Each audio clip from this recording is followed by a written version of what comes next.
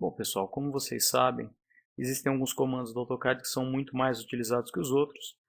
Um exemplo desses comandos são os comandos Move, Copy e Rotate, né, que seria muito interessante que nós conseguíssemos sair de um e ir para o outro com uma certa agilidade. Então foi criado um comando que usa no nome dele as iniciais, né? Mocoró. Né? Mocoró é o comando. Ele agrupa os comandos Move, Copy, Rotate e de quebra ainda tem o comando Scale, que vocês vão ver como é que a gente faz para utilizar. Bom, vamos dar um exemplo. Para acionar o comando você digita Mocoró.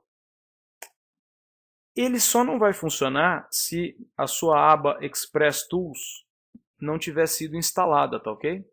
Então Mocoró. Aí selecione os objetos. Então você vai selecionar os objetos que você quer trabalhar com o comando. Selecionei esses aqui, pressiona Enter. E ele vai te pedir para marcar um ponto base. Eu vou marcar um ponto base, digamos que seja aqui. Tá? Esse ponto base vai servir de referência tanto para o Move, quanto para o Copy, quanto para o Rotate, quanto para o Scale. Então digamos que a primeira coisa que eu quero fazer é um Move. Então eu quero mover isso aqui para outro lugar. Tudo bem, então eu movo para onde eu quiser. Em seguida eu quero copiar. Então venho Copy, estou puxando por aquele mesmo ponto que eu dei de referência. Ó.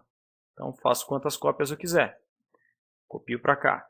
Agora vamos dizer que eu quero rotacionar. Então esse último que eu copiei, eu venho aqui, ó, Rotate.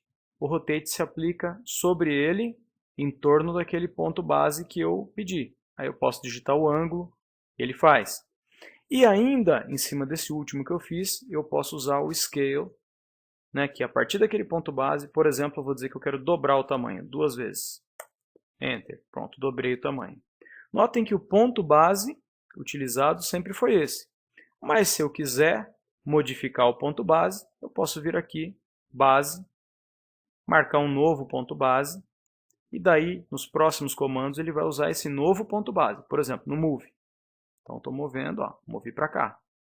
Né? No Copy, ele vai utilizar aquele ponto base ali, novo ponto base que eu marquei.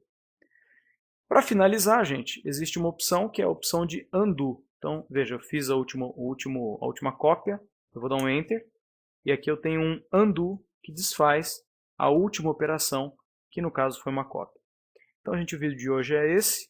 Se vocês tiverem alguma dúvida, é só entrar em contato. Muito obrigado.